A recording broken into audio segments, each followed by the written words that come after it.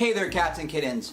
VidCon is nearly upon us, and I have some tips, some suggestions for having a fun and stress-free VidCon experience. Let's start with things that you should bring with you. The first thing I recommend bringing are things to drink. If you live in California or a neighboring state, then I recommend going to your local Costco or Walmart and buying fruit juice boxes, water bottles, soft drinks, and then placing them in a sealable plastic bag. Now, I had the misfortune of one year not closing the cap properly, and some of the liquid spilled out, and thankfully none of my electronics were messed up, but some of my VidCon literature was. And so I recommend, once you finish drinking it, put it in the plastic bag, and you will be very happy that you did.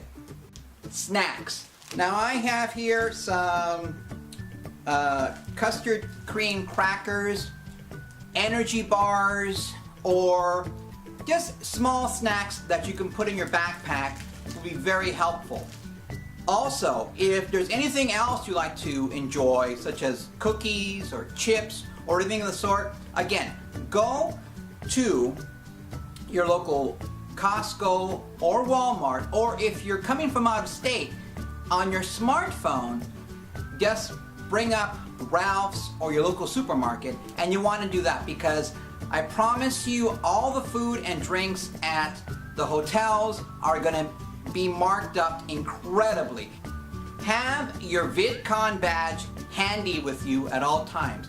Don't be careless and misplace it because it's going to cause you so much trouble. So make sure it's looped around your belt or in some way that you know it's always going to be near you. Now, this won't apply to outdoor concerts, but for all the events that are taking place inside the VidCon buildings, you're gonna need it. So be careful not to misplace it.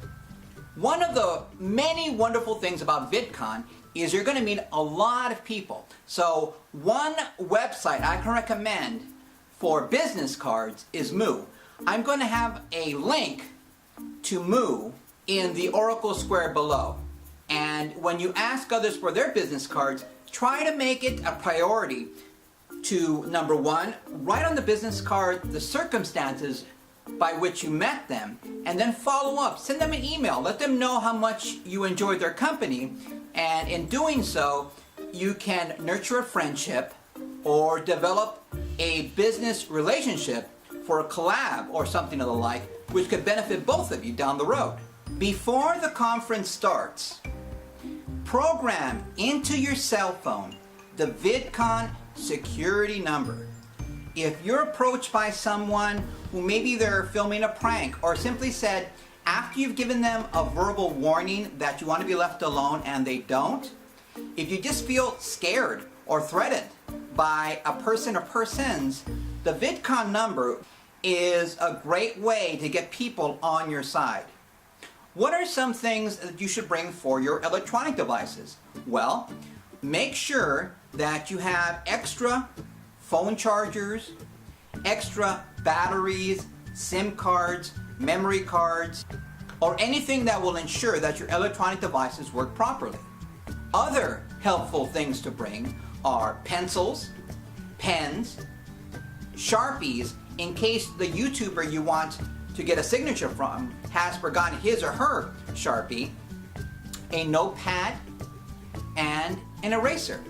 While you won't spend a huge chunk of time outside, when you're waiting for some of the halls to open, you may be outside for some time, and if you have fair skin, I really recommend that you bring a hat or cap of some sort, as well as sunscreen, because we are in summer and you want to protect your skin.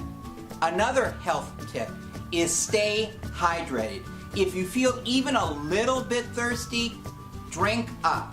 In the exhibition hall, I remember that in past VidCons, there have been vendors who have set up like these large kind of tubs, and in these large containers are free Vita Cocos, coconut juices, water bottles, soda. This is very important. If you have expensive DSLRs or camcorders or any expensive electronic devices, you might want to tape onto it, maybe with a small, very small index card, your name and cell phone number should you happen to misplace it. Do not bring irreplaceable items with you at VidCon. If something is of great sentimental value, or you would be devastated if it was lost, leave that item or items at home. Now, you're going to be walking a lot, so I really want you to pay close attention to what I'm about to say. This may seem like common sense, but I really want to stress it.